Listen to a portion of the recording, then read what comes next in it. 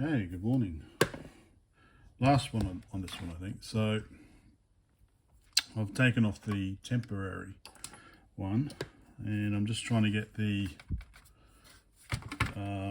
grommet out. So I think it comes out from the inside. So I'm just squeezing it at the moment and pushing it through. It seems to be coming out. Because of course you could just cut it, but I want to, just in case, there we go. Just in case, I want to be able to put it back on. So yeah, that's what they've done. They've just squeezed it in from the outside. So,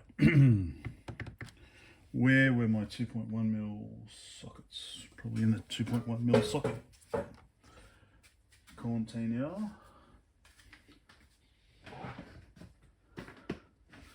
So, let me find it.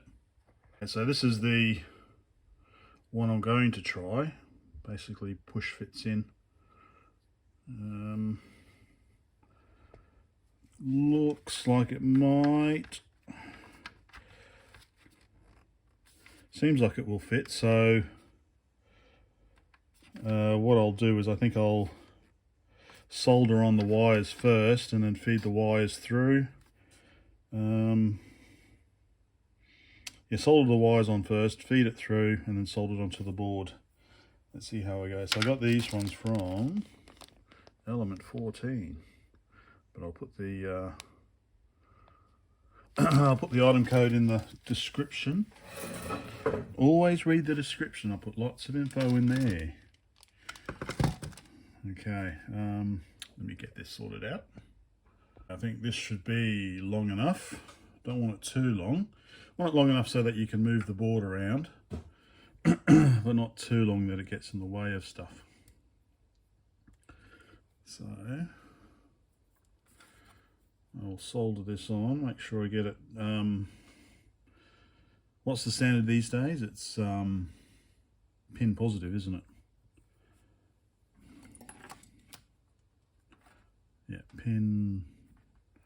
Yeah, pin positive.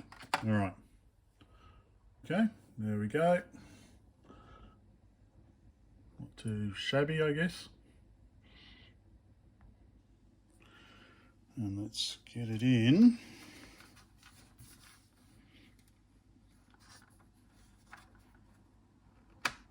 Okay, okay.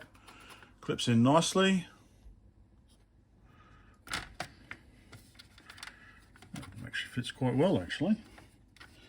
And now,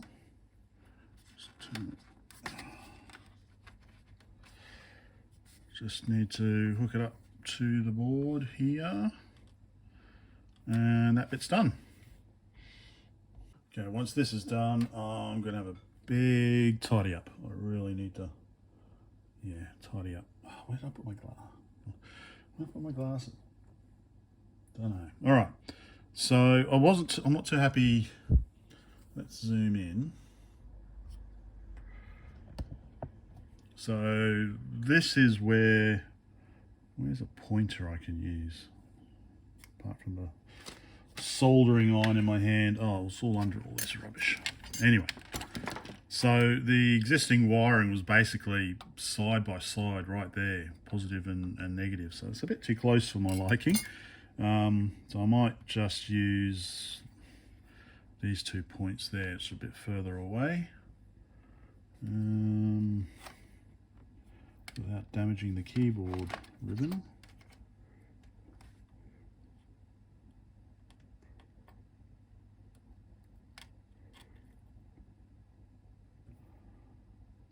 Okay. Probably should have done the positive first.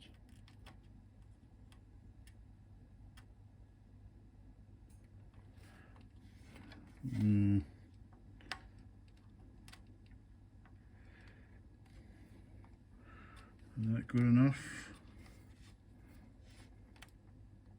Nope, not good enough. Bit more solder.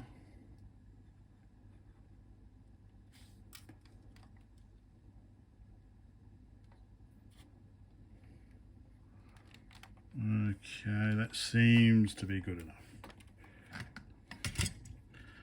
Okay, so that's the power supply sorted. Oops, sorry, close up with the hand again. Okay, this nasty bugger. Sorry guys, I'm going to do it. I am going to replace it. I wonder if that... Okay, so the way it is at the moment, screwdriver, flathead of course.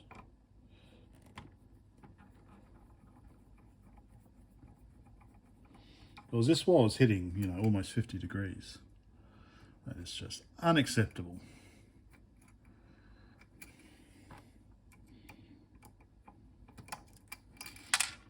Okay. So yeah, so this is a Soviet 7805 analog. So it basically goes like that. So the best way, so one way I could do it is just reuse these wires. I could reuse these wires and then just attach it.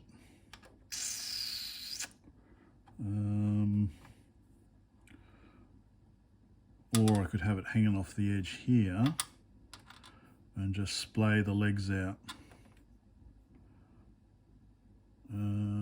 All right, let me have a think. Okay, so PC3 from EZ or EZ SBC. So basically it needs to go either like that or like that. So I could get rid of this huge heatsink. It won't be needed anymore. And then I could just stick it there like that.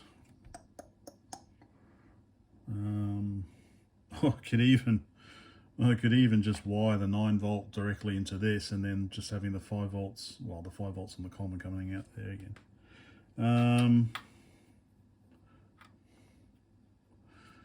Yeah, so, or I could reuse the wiring and then kind of stick it down there with some double-sided tape like that.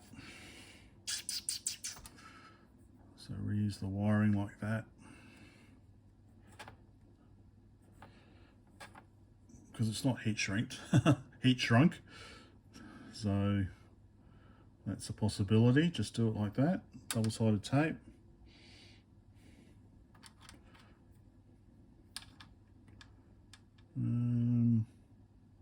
Yeah.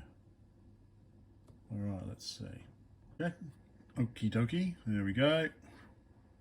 Done. So just whack it down there, I guess, but we'll give it a quick test first. Test the new plug, and also test the make sure the wiring's around the right way.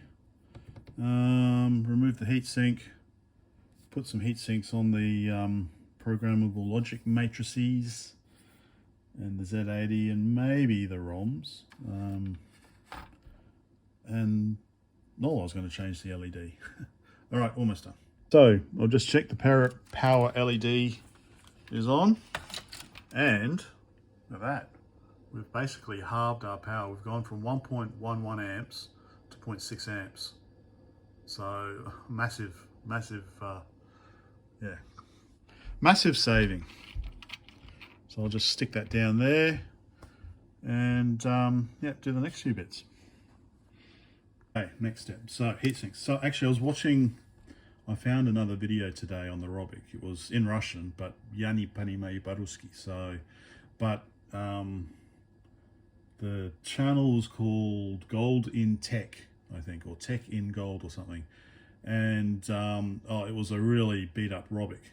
But basically, he removed all these capacitors and a couple of these red, if you can see them, just under there, the red capacitors there. So I think maybe these are the ones that have got the silver in.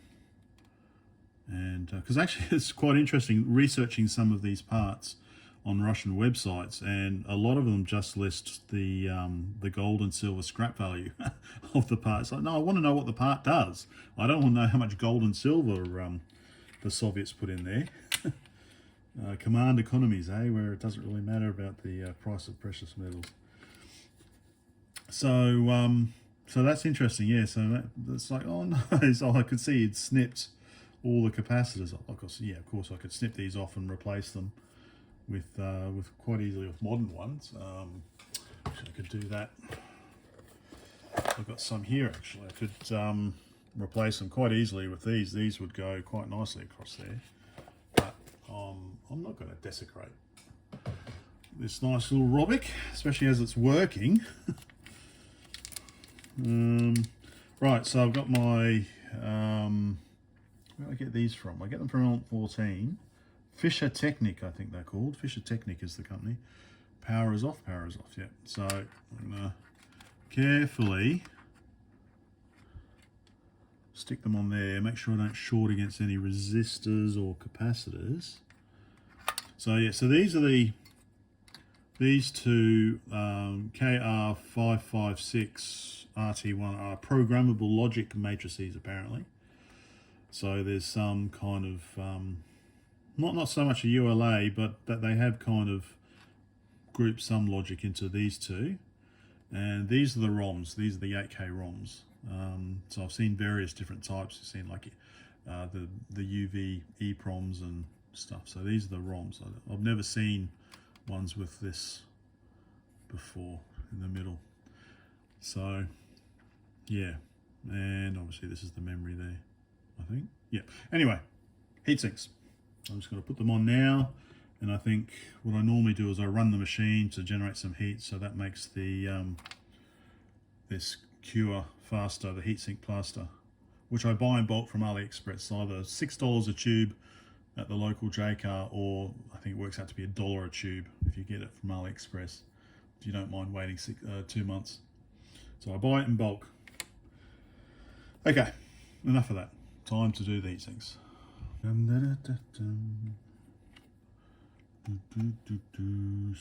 1, 2, 3.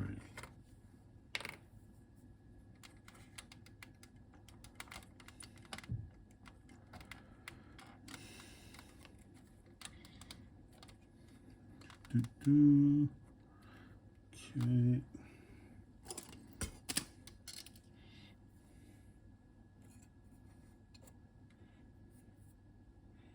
Got a little bit on the capacitor. Doesn't matter, it's not conductive.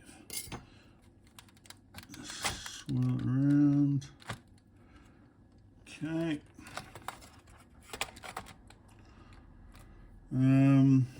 I'll do the ROMs. They do get warm, so I'll just put a dab in the middle, I think. Oh, it's interesting how they've got insulator on these ones, but they don't have. Interesting. Why is that?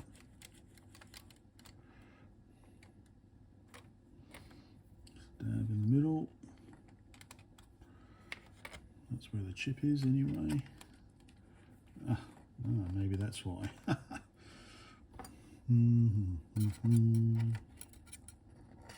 Maybe I shouldn't, although they are insulated. Yeah. Maybe I should leave it off this one. That's why I'm doing it, so you don't have to repeat my mistakes. But it should be all insulated anyway. I reckon so.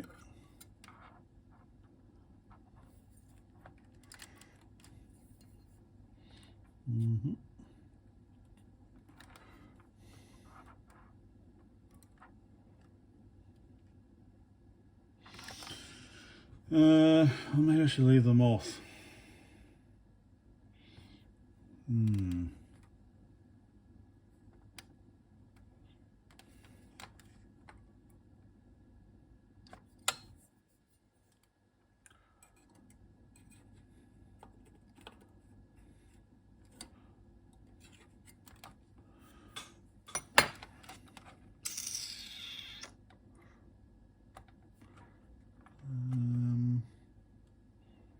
No,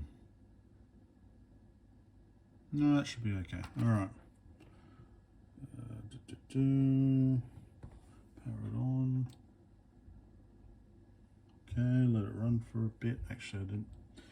What I normally do, so it doesn't short on the keyboard matrix thing there. There we go. Now power it on, let it run for a bit. Okay, I'll be back. Make sure that's where I want it to stay. Just bring that down a bit, so away from the capacitor. Oh, the other thing to notice, I've noticed that they, maybe not in the older machines, the 8080 ones, but in the newer Z80 based machines, they have one decoupling capacitor for every 2 DRAM. So we've got 2 DRAM, one decoupling capacitor, 2 DRAM, one decoupling, 2 DRAM. So rather than having every one, I thought that was interesting. Interesting design. That's, yeah. Anyway, all right, I'll leave that. And then it's just the power LED, basically. And then we're done. So one final mod is I don't like the way they've left this extra keyboard wire just hanging out there like that. So I'm just gonna, well, I could just snip it off, I guess, or rip it off, but I'll just stick some heat shrink on it. No idea why they left it like that. Okay, so there's the switching regulator, nicely stuck on there. Hopefully it doesn't, I assume there's enough clearance with the keyboard, otherwise I'll stick some tape over it. So I'm just going to loosen these screws just to see if I can move the keyboard a little bit, just so that so that right hand cursor doesn't get stuck. It's quite up against the case there. Managed to get a little bit of a gap in there, so hopefully that's enough. But yes, so the regulator is in the way now.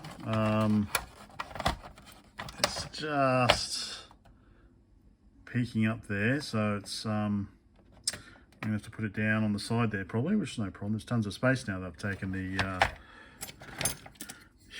huge bloody heatsink out.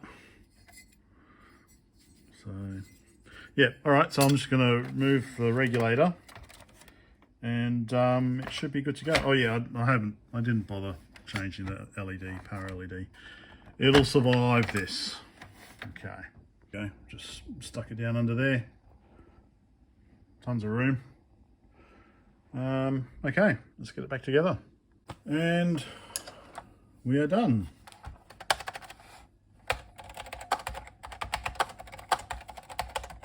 Blah, blah, blah, blah. Yeah, I still don't know what the targeting button's for. Yeah, maybe I need to read. Or the mother effer button. Sorry, that's when I see MF, that's the first thing that comes into my mind. So yeah, I need to read the manual, I guess. And there's the 2 reset buttons. If we just zoom out a little bit, so hold those down and it resets. Yeah.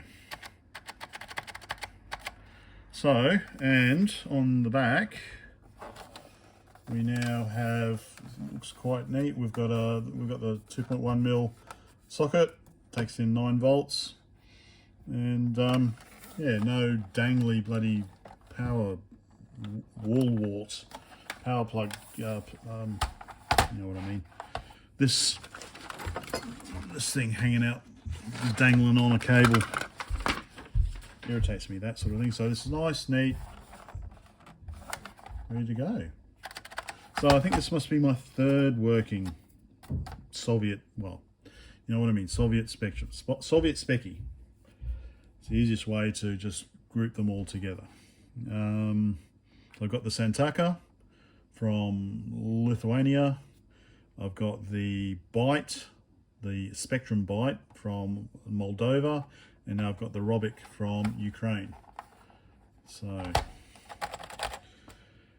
there we go. I hope that was of some use. I know there's a few videos about this on the internet, but it's like, especially when I'm trying to figure out the RGB. One video is like the guy just plugs it into SCART. It's like, we don't have SCART here. What's the pin out? What's the pin out? Anyway, all sorted. So yeah, I hope that was of some use to someone sometime in the future. What's next? Well, I've got a Czech didactic. I've got to go. I want to work on the partner again, and I've also got the PC01 Lviv I need to fix. I need to finish off the Enterprise. I've got some Elektronika calculators I want to work on. I need the BBC. I want to use a new BBC Model B board. I've got a couple of Amstrad PPC 640s I want to work on. And I've got a bunch of Timex Sinclair machines to finish off. Let's see. Turn off there. Soldering on. Okay, now it's a Saturday here, so time for chores. Till next time.